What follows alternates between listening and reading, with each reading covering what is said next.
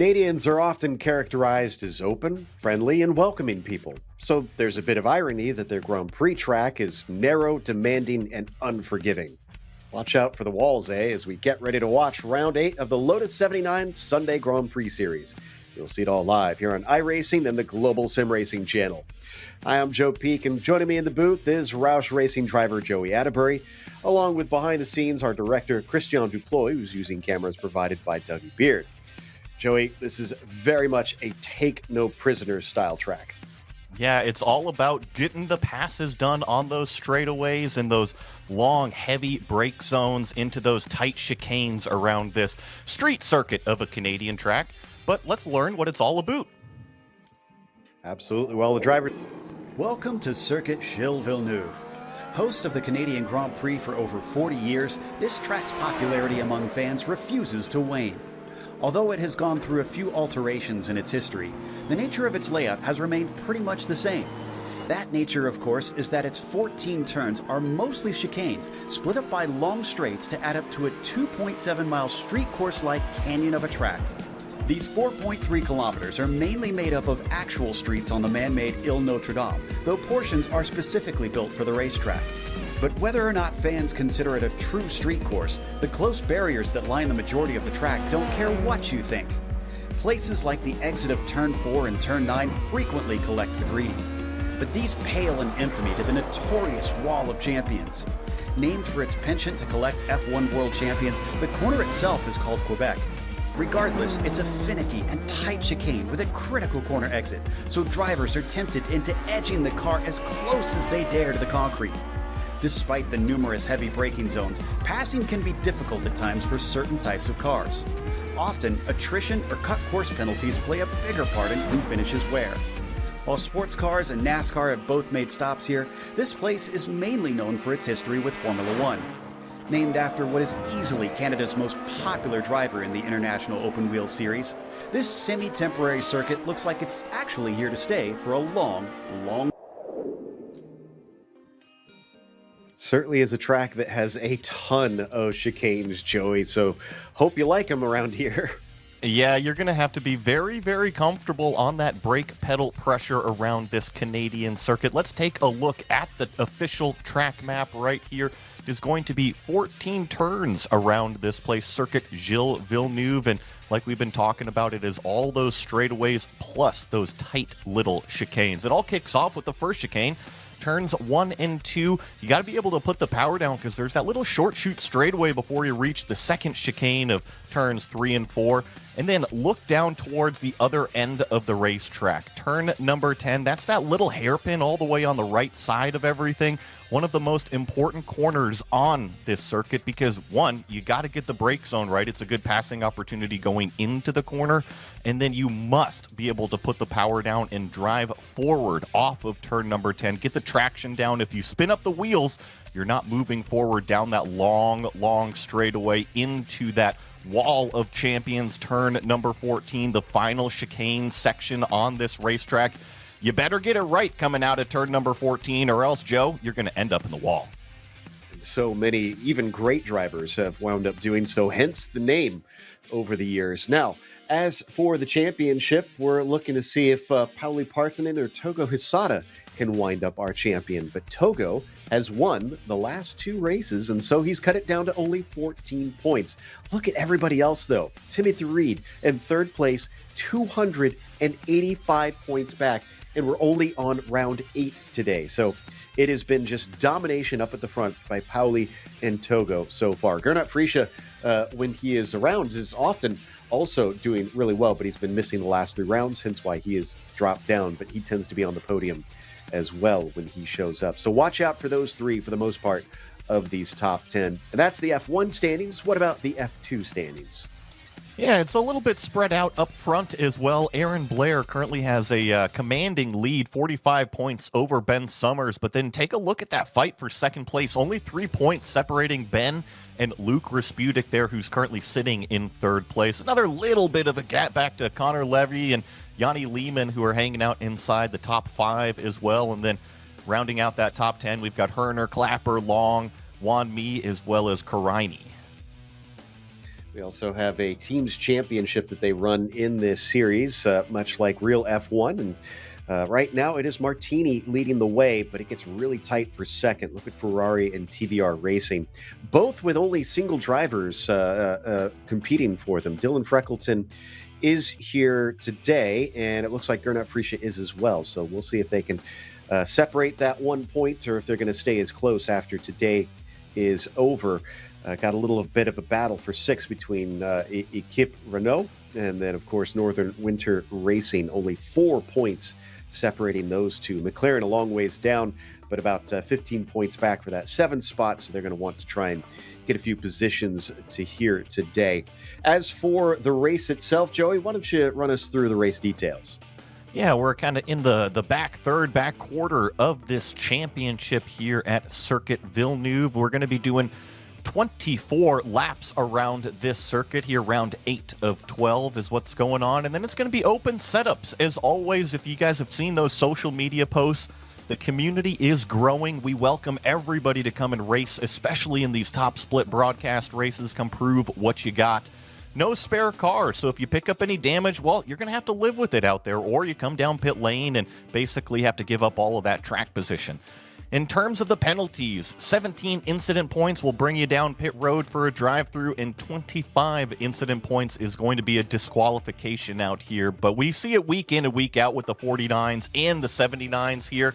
These are open wheel cars. The incident points, pretty much throw them out the window. If you're gathering them and still on the racetrack, well, good for you. Yeah, exactly. It's more likely you're going to hit a wall before have to worry about those off tracks at a place such as this. Although a lot of chicanes mean slowdown penalties will probably be a big talking point throughout the day. We are in the midst of the qualifying session. We've got the first few drivers down, and Partonen is our quickest, actually by half a second currently. So number 1 car looking massively fast, but I'm looking at Fabio Grassetto. I don't recognize that name. He's got the number 30 on his car, so he's got one of the lowest I ratings, Joey, and yet he's second on the grid right now. Yeah, I see that too at a time of 125.5, so this will be very interesting. And like you mentioned, has the number 30 on the car, and for those that are relatively new to iRacing, how the drivers get their numbers, it's different for every race session, but when you enter a race session, it is based off of the I rating. The guy with the highest I rating gets the number 1 board. The guy with the lowest I rating gets the lowest board of the cars entered. That's, I think, about 29 here today or so. 30 actually, since Fabio's number 30. So, yeah, pretty interesting to see him all the way up there at the top. Yeah, front to back there for at least a moment before Svensson is going to jump up into second position. So he gets within half a tenth of Partonen, who's just finishing his second lap. Svensson's already done his 2. Pauli goes even quicker, down to a 24.7 now. So he once again extends himself as Nick Thyssen unable to improve from his 3rd position. Now we watch Gernot Friesche to see how high up the order he can go, as he's only currently 10th. See about coming into, I believe this is the hairpin down here, down at turn number 10 and 11. Trying to really get the power down coming out of that slow speed corner there, and then pretty much just kind of hang out. Grab those upshifts as you go down this casino straightaway here. Pick out your brake marker for this last chicane, and most importantly, avoid the wall of champions on the other side. Oh, look at that slide coming off of the Quebec chicane, nearly connecting with that wall of champions. But Gernot shuffled down to 11th, will jump up to 3rd with an excellent lap. But he might not actually stay there, because Togo Hisada here on screen right now has 1 more lap to go and needs to make up 4/10. From what we've seen so far, Joey, second lap does seem to be quicker. 100%. That's pretty typical in the qualifying here with these 79 cars. The first time lap, the tires still getting up to temperature, the driver taking advantage of all of the grip, but really where the magic happens is this second timed lap. And right now, Togo Hisada is tracking, at least on my screen, half a second to the good. That should technically put him right there to threaten for pole position. Nice and clean through the final chicane. Puts the power down. He's looking for a 24.7. Let's see what he crosses the line with. The 24.8. That's going to slot him into second. Wow, he and Bowley just can't seem to get away from one another. Jack David Spickett all the way down in 25th. This is very unusual for him this season. He's actually usually fighting for podiums this time around, but he's going to have a massive improvement. And in fact, I'm going to take a guess that maybe he made a mistake because a 37 is way, way off pace. So this one will be ultra important. Yes, I agree. And that was a great job catching that at 137 for the first time lap. So yes, I would assume a mistake, but it's also odd that it was counted. So that means he didn't go off the racetrack, didn't have a half spin or an incident point or anything like that.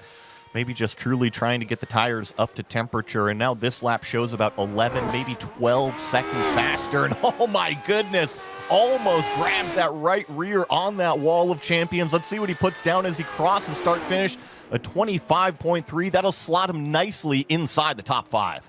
Yeah, so that's now looking a little bit more closer to what we're used to seeing in this series. The clock is almost down to 0, and once it does hit 0, nobody else can qualify. Essentially, you can't finish your hot laps here in the way this session works. So Riesman is going to be right up to the line on whether or not he can manage to cross before we hit that 0. 6 seconds left.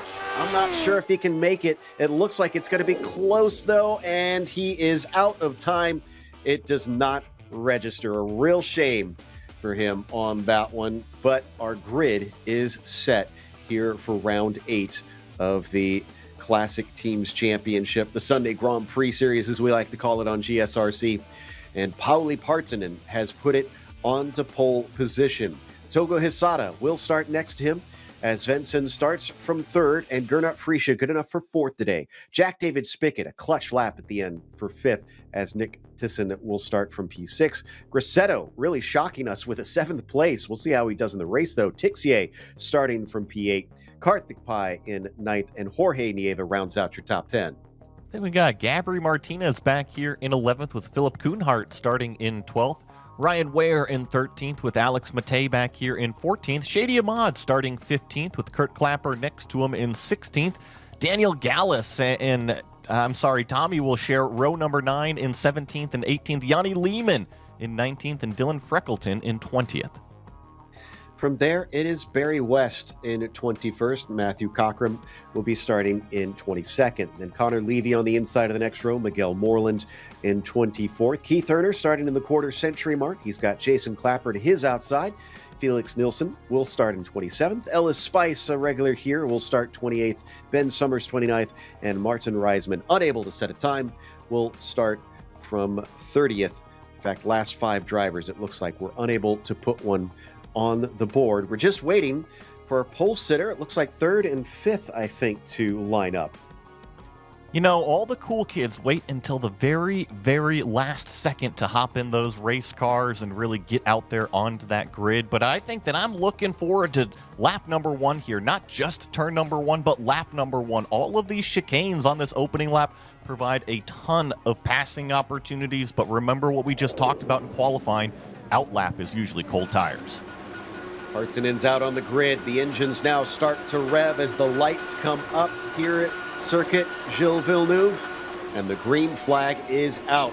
They'll speed down towards turn 1, the center chicane, and Hisada looks pretty quick off the line. Can he manage to go the long way around is the question. He holds the inside, but just barely. He's given space by Partanen coming around, and the battle will carry on down to the next chicane through 3 and 4.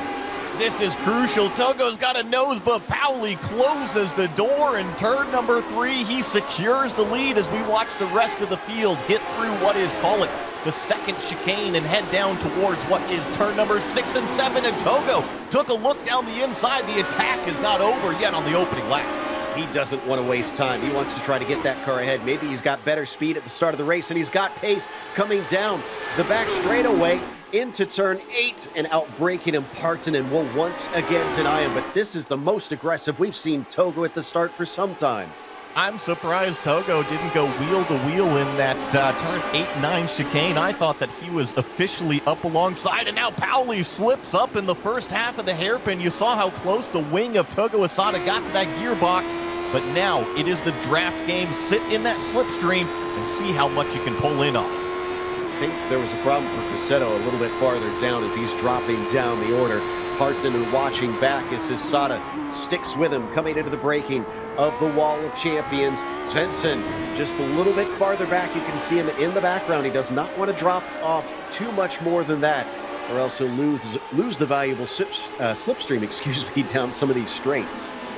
So the opening lap, I thought that Pauli Partonen was incredibly generous on the opening half of the corners. He was always leaving the door open for Togo Hisada, making sure they didn't make any contact. And of course, respect was given right back from Togo, not to go barreling into the side pods of our leader. I think that's kind of the camaraderie that those front two have. They know they got 22 more laps to go settle this thing. But Joe, I want to kind of go back to your point. This is the most aggressive we've seen Togo this early.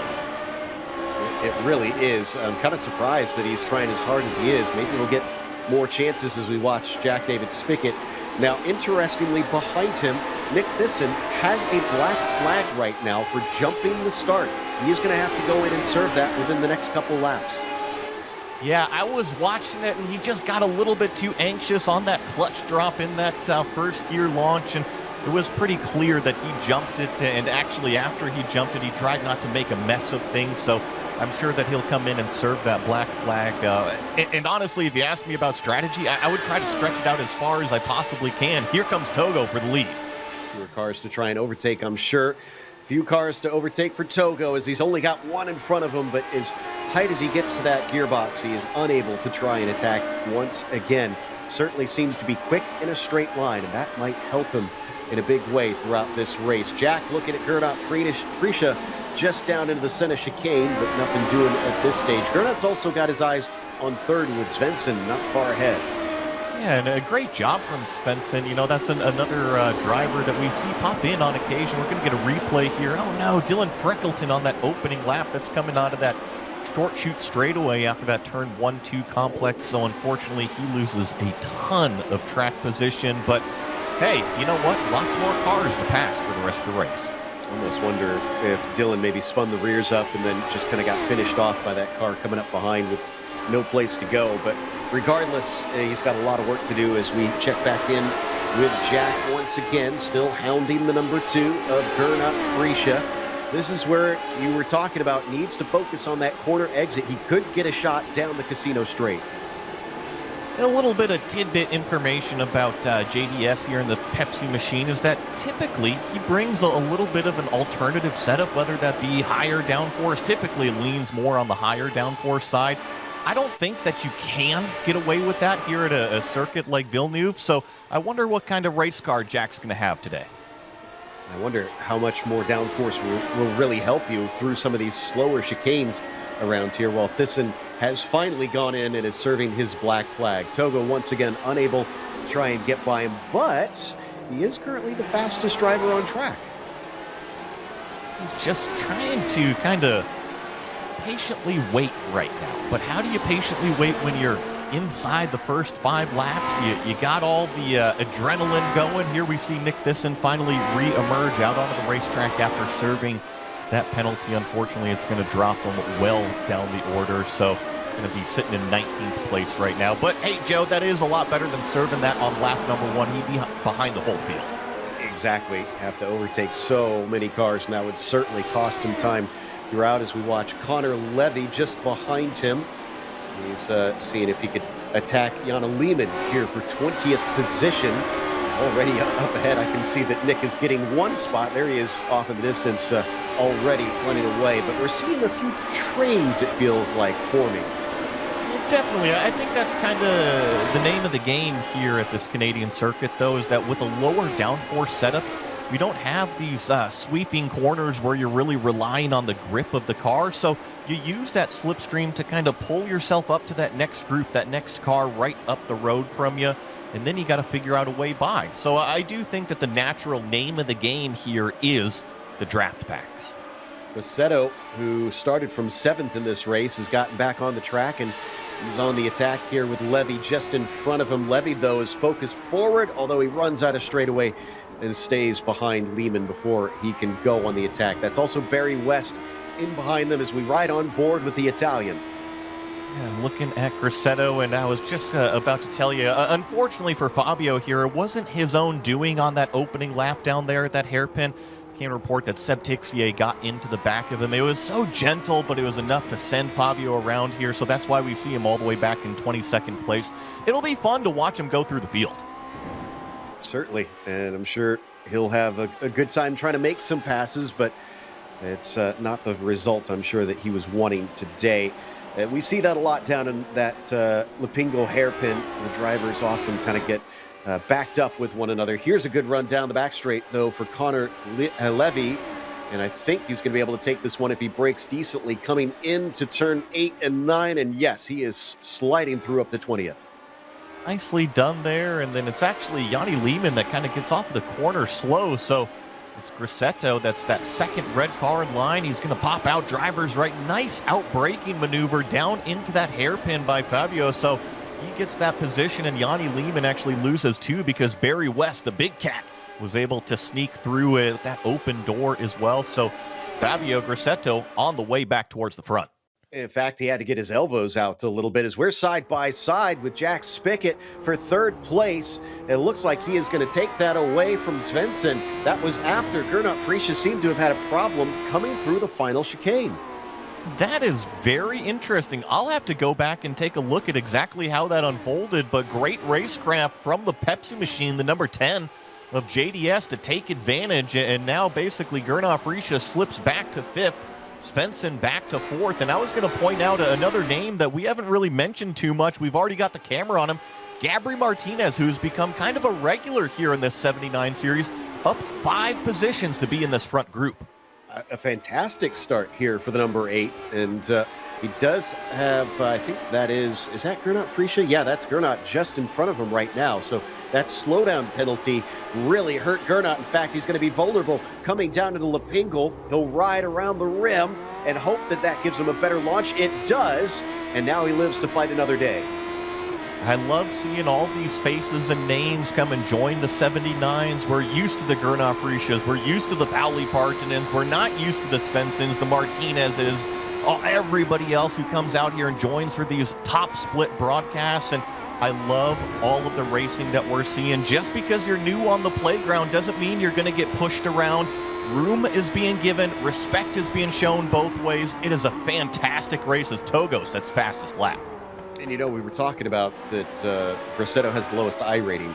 It's not exactly a low I rating. I think it's, 24.15 out there, which is not that much lower than mine, frankly. So it's not like we know he's not slow because he qualified well, but he's about an average I rating driver is Yanni Lehman. Going to try and see if he can get back ahead of, I think, was that Barry West? Yeah, West somehow managed to sneak by. Yeah, Barry was able to get by in that whole schmozzle down there at the hairpin where Yanni Lehman really lost, it wasn't one, but a few, maybe even up to 4 positions. So I think that now that Lehman has kind of got the visor back down, he's got focus back on his marks now, and he's back to his rhythm. So it'll be a good battle, as that was a good shot of Barry West there in his full motion rig. Definitely going to find it jerking him back and forward there as he breaks hard down into the chicanes. They're going to stay as they are as Freckleton wants that spot from Yanni Lehman, but unable to do anything. Yanni has got a run on Barry West down into Lapingo. He'll defend. Barry just needs to get the launch off the corner. He does that quite nicely. Yeah, look at that. Even traction up through the gear shift from first to second gear, and now it is that downforce game. Who has got less downforce, a.k.a. more top speed? It certainly seems like Lehman in that red car has got a little bit of an advantage on the straightaway, but for now, Barry West is able to hold on to it.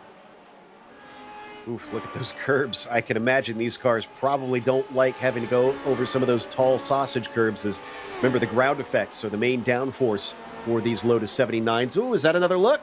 Coming down the inside. I didn't quite see what happened behind him. Oh, it was disaster. As Lehman is off, I'm going to assume that Freckleton is as well. No, Freckleton was able to keep going. There was a slight bit of contact between Lehman and Freckleton, and then unfortunately it was Keith Herner that kind of got collected down there while Lehman was parked on the middle of the racetrack. So Little unfortunate, but I see on my screen, it was actually Togo Asada briefly grabbed the lead. They are fighting down towards the hairpin, actually now on the casino straight.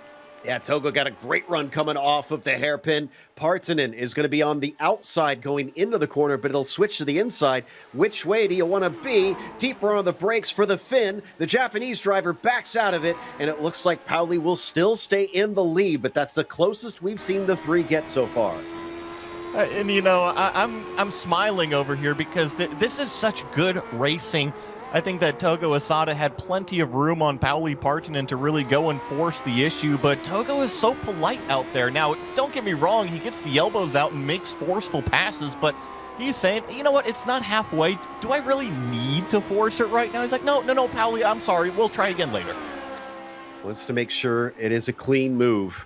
He finished in second place every single round until Interlagos at round 6, and then since then, he's been on the top step 2 times in a row. Can he make it a three-peat here? He certainly looks like he has the pace. Partanen, kind of surprised that he is struggling in comparison to pace. And since you brought up the previous race finishes, I can say that at Long Beach that last time out, it was Pauli Partanen's mistake that gave Togo Asada the lead. Pauli got a slowdown penalty in turn 1 at Long Beach and had to give up the lead to Togo Asada. Now, once Togo got the lead, he simply drove away from Pauli Partanen. So a little bit of a mixed feeling there on who stood on top of the podium last week. I think that this week is a true redemption retrial. Certainly going to try and stick it out this time. Make sure that he doesn't make those sort of errors throughout the race as we watch Freesia down the casino straight. And then Nick Thyssen behind them after his penalty. This is Jason Clapper. Clapper's not used to drivers repassing him on the other way around, so that'll be up to P13 for Nick. Jason back down to 14th. Nick, of course, recovering after that false start. Oh, no, this was an incident that we missed somewhere. This is Gernot Freesia and Gabri Martinez going into that final chicane, and that ended in disaster for both of them. One of the wheels obviously still hopping around. I think that might have been Gabri Martinez that was limping around on 3 wheels for that lap. He's since brought it into pit lane. Don't know if, I doubt he drove it back if he was missing that wheel, so probably had to take a tow. Karthik Pai is just behind Jorge Nieva, another driver along with Seb Tixier we often see racing over in the Lotus 49s. Very different car to these, but Jorge running in the top 10 at the moment, although Karthik making sure to give him a run for his money. I like seeing the crossover between the vintage series. It doesn't matter if it's the IMSA vintage series from the GTPs and the GTOs or the 49s. Let's see what happened to Felix here in the number 21 car. Jumped over that curb in the last chicane, and unfortunately the Wall of Champions is right there to grab him, and then unfortunately I think that was 2 other cars getting involved with it, ending Felix's day. That's a real shame. Yeah, everybody was racing so close. There was little they could do to try and avoid that one. Partanen versus Asada still racing for P1. Jack David Spickett lost a bit of time early in the race. It was up to about 5 seconds. It is still only about 5.5 seconds. And we're now 11 laps into it. So he is keeping decent pace. He's just unfortunately not nearly close enough to make it a battle. Much like this is a battle here with Nieva, Pai, and Freesia. Gernot with uncharacteristic mistakes today. Yeah, and, I'm not going to put that one on the back straightaway up to him. I had mentioned that Gabri Martinez, relatively new to the series. Now he's been racing all season long, but I'm sure that everybody's still just trying to figure out how you all race together out there, and they kind of tripped over each other. Back to my point a little while ago about Nieva coming and racing in the 79s here. Really, Togo was the one who kind of led that charge, and he's up there winning races, showing how competitive is. Why not bring Jorge Nieva into the party as well? Guys, this is a fun car. You got to try this out, and certainly many have paid heed. Meanwhile, Nick versus Tixier. Tixier on the defense, coming down into the right-hander, cut back underneath from Thyssen. And I'm not sure if he's quite there, but he's definitely going to get a big tow now. See if he can use this to his advantage. Seb Tixier, of course, another one of those extremely successful Lotus 49 drivers, previous champion, so he knows how to hustle these vintage cars around, but This one, of course, has a little bit more grip. Oh, big slide coming out of that final chicane. That's pretty much going to hand the position straight over to Nick here. As you see Seb lift off of the gas and say, you know what, you go ahead, take that. Maybe I can learn a few things still. Yeah, so that was a definite mistake from the 12 car there on the final corner. Now Nick is looking at Shady Ahmad, who's got Mattea just in front of him as well. We kept talking earlier about these trains starting to form. You can see just how difficult it is. A conveyor belt of competitors in front of you. You pass one and there's already another there. The draft packs of this racetrack, I don't think they're going to go away anytime soon, but what is good about the draft packs is that usually when you catch one, there's multiple positions up for grabs. It's not just one, so if you can find your way working through those spots on the racetrack, you can actually get up a handful of good track position in just a short few passes. So a little bit of a peak there, but doesn't look like Nick is able to try and make it happen down into Lapingle. Whoa, as the rears really get spun up coming off the corner, though, and that will cost him. Shady Ahmad instead could have a chance coming up to the Wall of Champions. Let's see. Nope, it looks like he is going to stay put just about where he is, although he shows himself in the mirrors, and it wasn't really an attempt. Yeah, but Nick gets a pretty good traction event coming out of that final chicane, so Shady Ahmad is going to be under threat here. Nick, nice out-braking maneuver in and through turn number one, grabs the 11th place position, actually almost contact there between Seb and Shady just behind, and so now Peterson's going to set his sights on Alex Matei, the next red car in front of him. I think that is, no, not quite the front of the line. Ryan Ware is just in front of them, and then they got a gap up to Gernot Friesche, the next one.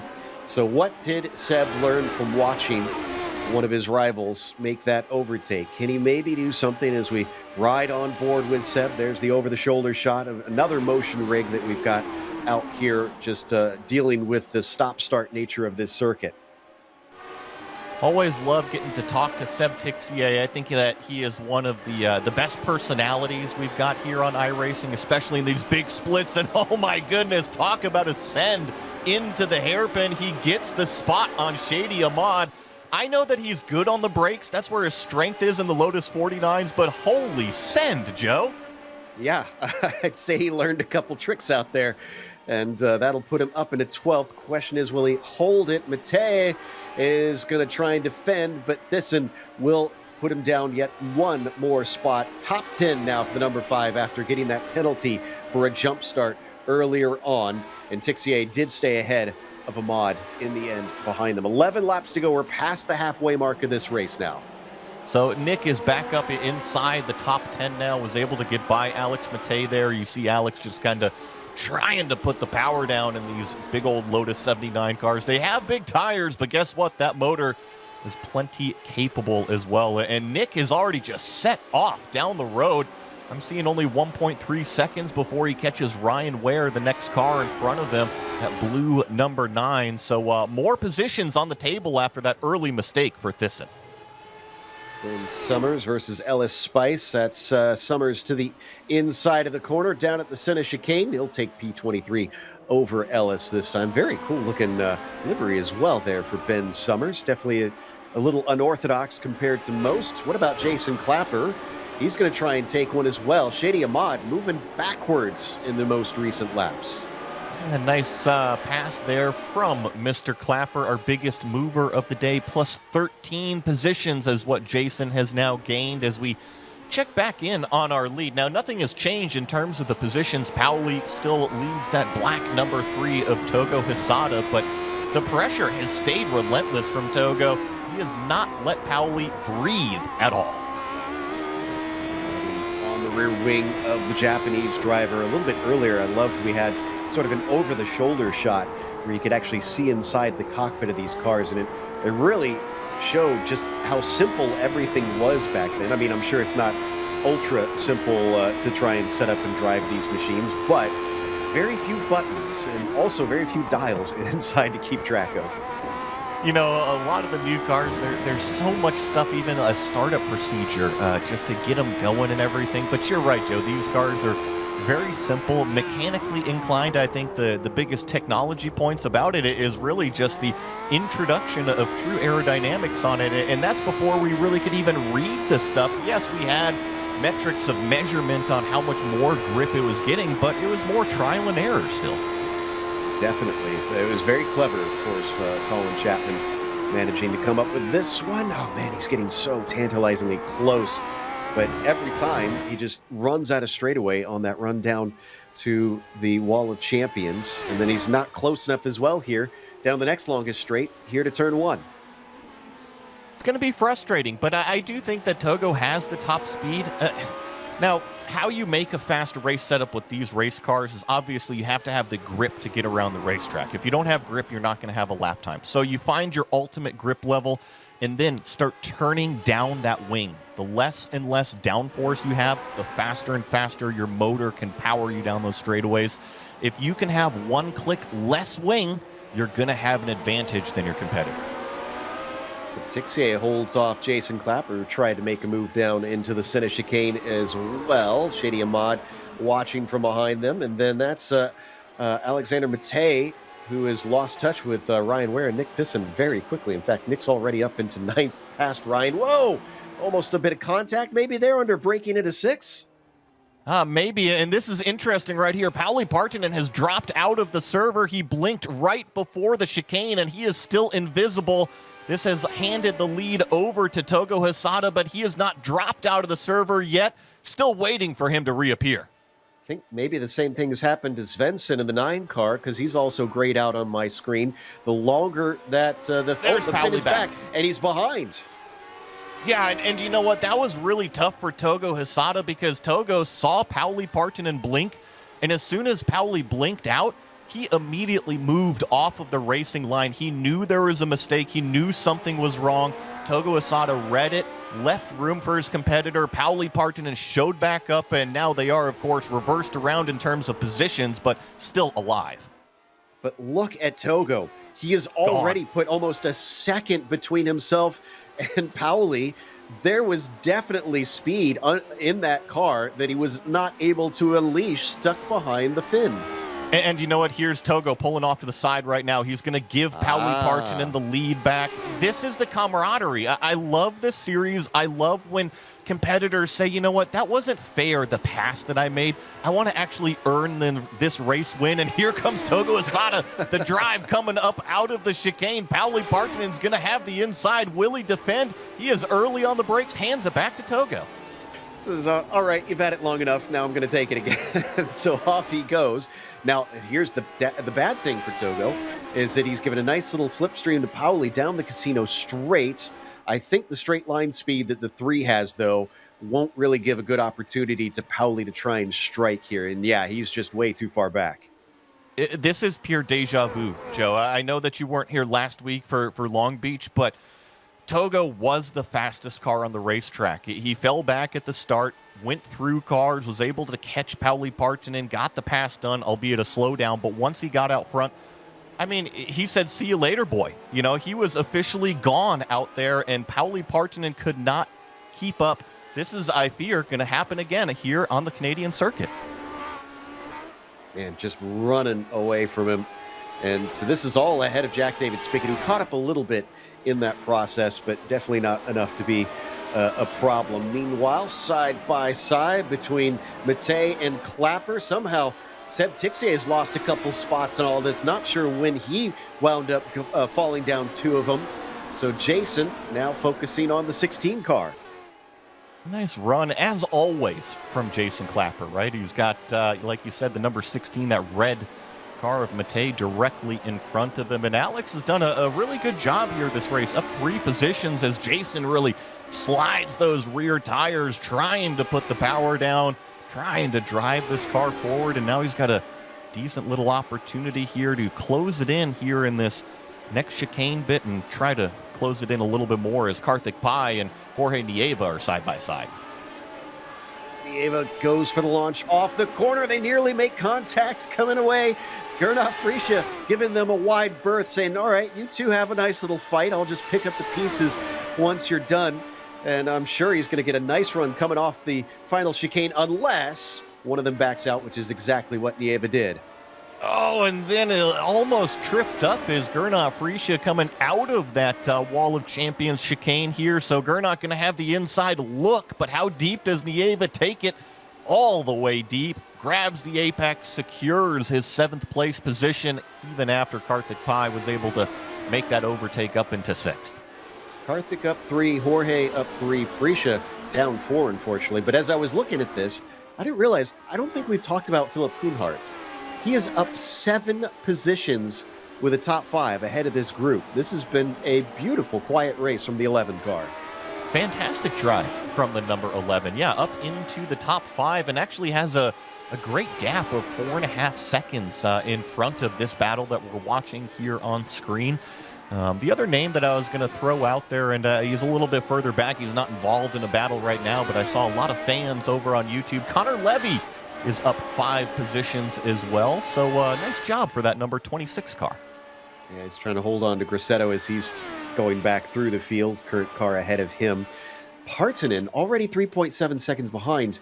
And yeah. Spickett's caught up to 1.5 seconds. What's going on here? I think it's frustration out of Pauli. Let's see what this lap time is. Should be a little bit more representative. No, it's not. Another 27.0, and Jack David Spickett a 26.5. Now Jack is officially on the scene as Jason Clapper and Alex Matei are not done yet. We thought this battle was done and dusted, but Alex fights back, grabs the position again. And how about Shady Ahmad coming back into the thick of things? Clapper's going to have the inside coming into the corner, which is going to make it difficult for Shady. If he's deep on the brakes, he could do it, but no. He'll have to give it back to Clapper for now. And back to single file they go for a brief moment. I wonder if there is damage on Partanen that we cannot see.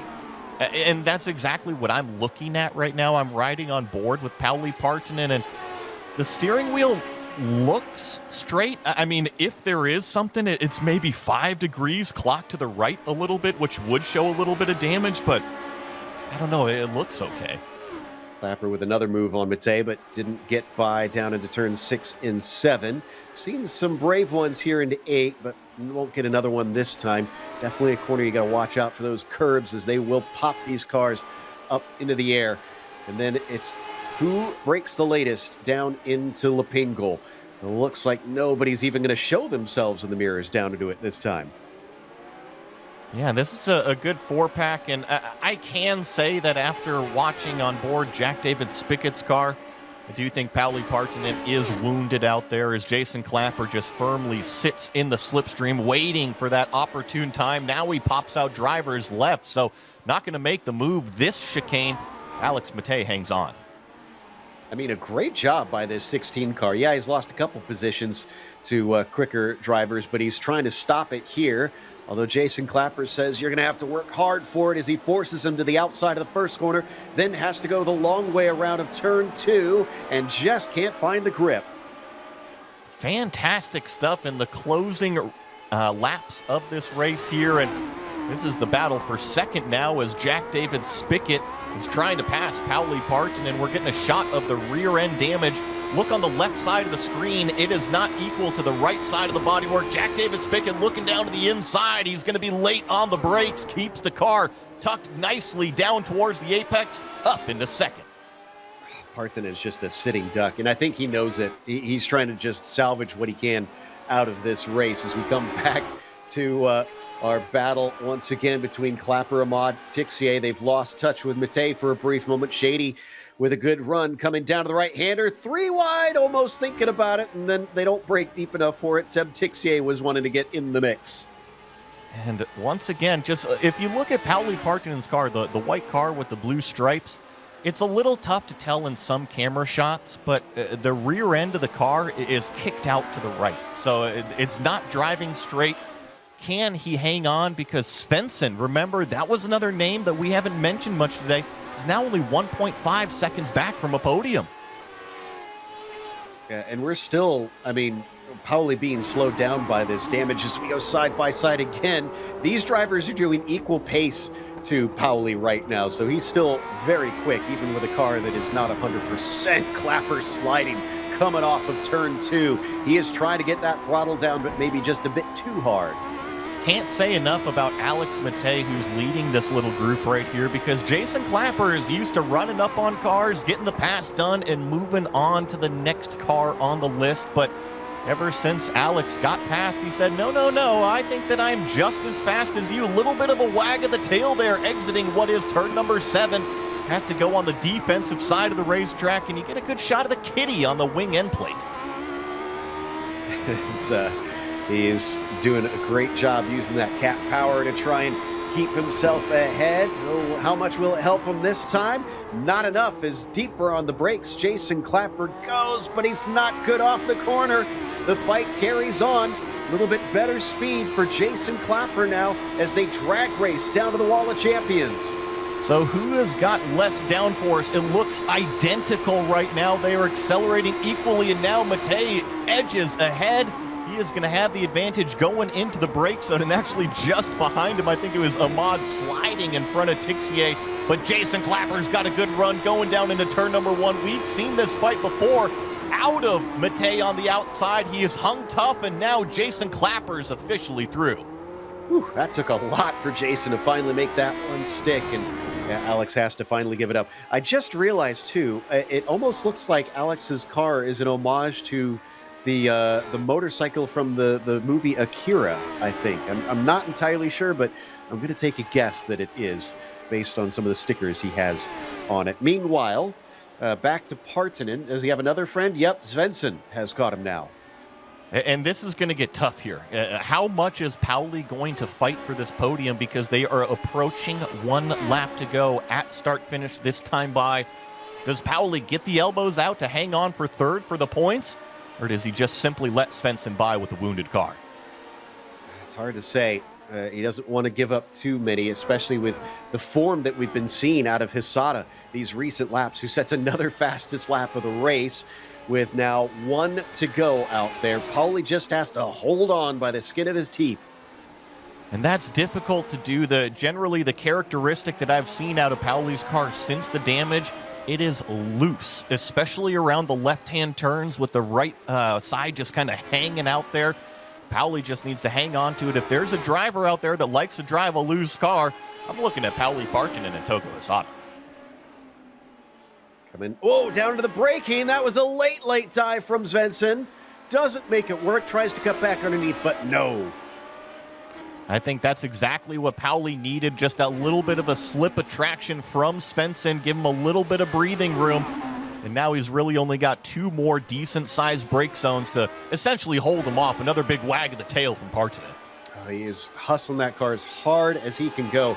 To tell you how much ground he's lost from this damage, it's already 11 seconds up to Togo Hisada. Chops down to the apex to cover him off. Now he needs the run of his life down the casino straight as we head over to Togo Hisada, looking at just an incredible run, and even didn't try, as he nearly loses it out of the final corner. Didn't try to take this one the easy way. He made sure that he had to earn it as he takes victory for the 3rd time in a row, this time in Montreal. Nicely done, and it's going to be a drag race to the line. Can Pauli hold on over Svensson? Yes, he does for the 3rd place, but what a run from that number 9 car. Oh no, looks like problems. Nick Thyssen, a little bit of a half spin coming out of the final chicane. It's a bit of a shame. He was close to coming home with just 1 more spot. He'll have to settle for 9th. Nice recovery considering he started this race in 6th and had to go through pit lane in extra time. Remember, we talked about Dylan Freckleton at the start. Well, he's at least managed to get up into the top 20, but the job is not done. Now he's fighting side by side with Tommy here in the number 17 car. It is all going to come down. There's contact on the straightaway, and now Tommy gets turned into that inside wall. Dylan Freckleton keeps moving on. That was just some posturing there, and unfortunately, the number 17, so close to finishing the race, ends up on the side of the track. The nature of internet racing, the cars aren't always going to behave quite like they would in real life in that situation, in which they probably just would have banged wheels harmlessly and carried on. So it's a real shame to see Tommy have to try and limp it home. He will be the last one on the lead lap if he can manage to bring it back, but that is pretty much everybody else having crossed the line. So let's go through our finishing order for today's race. Togo Hisada started from the front row, finished on the top spot today, taking the victory over Jack David Spickett instead. His qualifying lap wound up being hugely important. That got him a nice P2, as Partanen at least salvaged a third place today, but it definitely looked like he was fighting with one hand behind his back. Svensson was P4, Philip Kuhnhart 5th, and Karthik Pai in P6. Jorge Nieva up 3 to finish P7 today. Gernot Frisha falling backwards to 8th. Nick Thyssen in 9th, and Ryan Ware gets a top 10. Then comes our biggest mover of the day, Jason Clapper, plus 15. Nice job to finish in 11th, and had that great battle with Alex Matei and call it the last third of the race. Alex up a couple of positions to finish in 12th, and quite honestly, I think that was a great run out of that number 16 to kind of put up that fight there at the end of the race. Seb Tixier finishing here in 13th, slid back a few positions, but was definitely involved in the thick of it, as well as Shady Ahmad, another great battle between those two, finishing in 14th. Kirk Clapper, 15th. Daniel Gallus back here to 16th. Fabio Grassetto, after kind of getting turned around on that opening lap, a good recovery drive up to 17th. Connor Levy and all the fans over there in YouTube chat finishes in 18th. Freckleton 19th, and Cockrum rounding out the top 20. From there, Barry West was 21st and Ben Summers 22nd, Ellis Spice 23rd, and Tommy, I think, is actually still working on finishing, but he will be classified 24th. Martin Riesman was P25, Keith Herner 26th, and Jana Lehman 27th.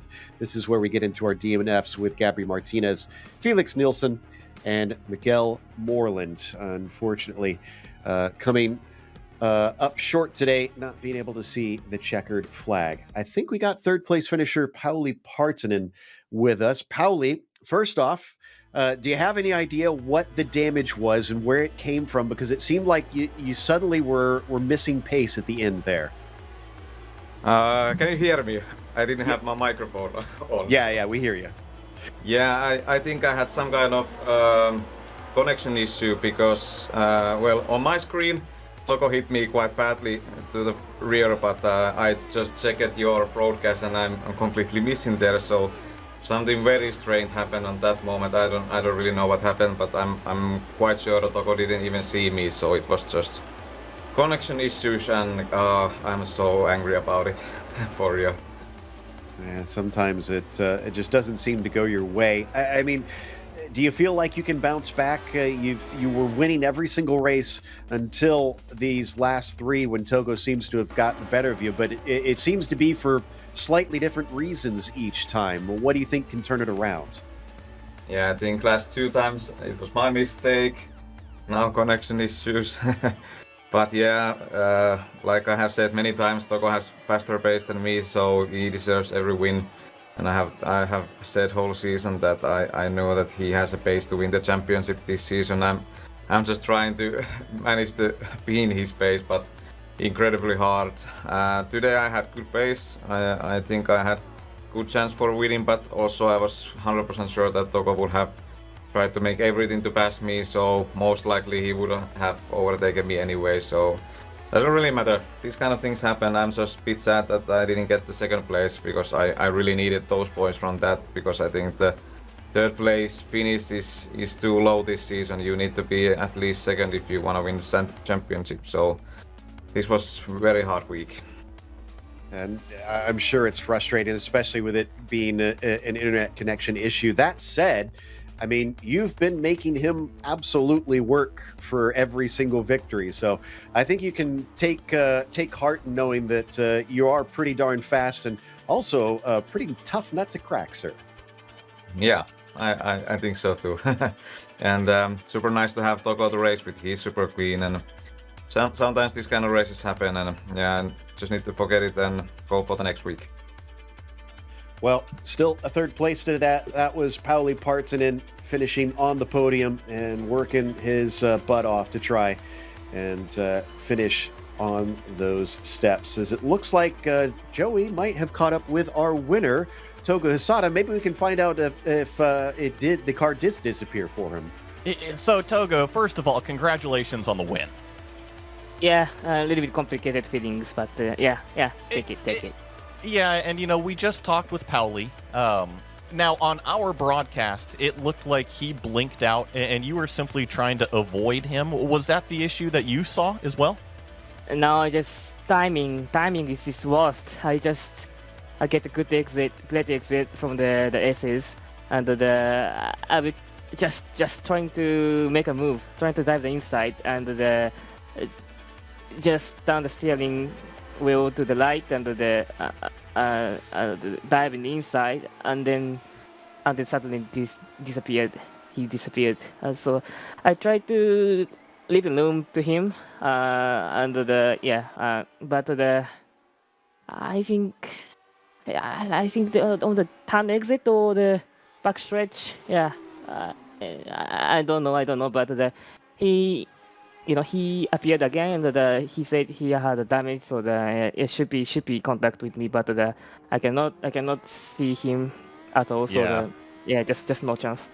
That's what we saw as well, is that you were setting up a pass, and all of a sudden he blinked out. He went invisible on your screen. We couldn't see him either. We were waiting for him to come back, and it's unfortunate, right? That's part of sim racing, and it is very unfortunate that it happened to him, but you seemed to have the faster pace all day long. Same thing back at Long Beach. Once you got in that clean air, in that lead, you were able to run away. Is that what you felt as well, that you did have the pace to win? I think I think me and the Pauli have a same pace.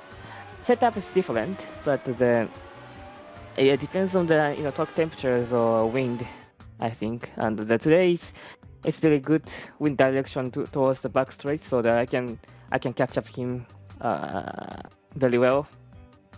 So that it just helps me a lot today. Well, do me a favor, because Pauli, is kind of frustrated with the finish here today.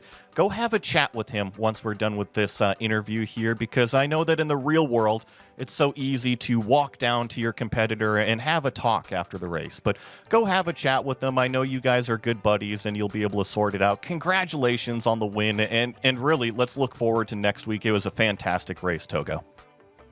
Thank you so much. That was your winner, driving that black number 3 car today, Togo Hisada. And of course, we're going to have some fun racing next time out at a track that's quite different from this one, because they're going to Mugello. That is pretty much nothing but long sweepers. There are, of course, a few long straights, most namely the main straight you can see there heading down into turn 1. But it will require a bit of a different type of car, no doubt, to try and be fast. Sunday, May 18th, 12:30 p.m. Eastern, when we return for that one. Well, Joey, we certainly got an interesting one today. Not the way that I expected this to play out. A bit of a shame that we didn't get to see, I guess, the true battle for the lead. It's kind of been robbed from us for a few weeks now, just between Togo and Pauli kind of fighting it out at the end. But I think that's also what we come here to see every single week, is these fireworks for victories. Unfortunately, a little bit of a connection issue today. Last week it was a little bit of a slowdown, but trust me, Pauli Partunen is far from gone. It is a championship fight between Togo and Pauli. Tiny mistakes will absolutely be costly. Well, a big thank you to our viewers for tuning in today, as well as a big thank you to our team and, of course, the Lotus 79 community for bringing us back for another season of coverage. Make sure and join us next week. And, of course, we'll have more broadcasts coming your way, including the Lotus 49s at Laguna Seca next Saturday. But until next time, race clean, race hard, and we'll see you on the track.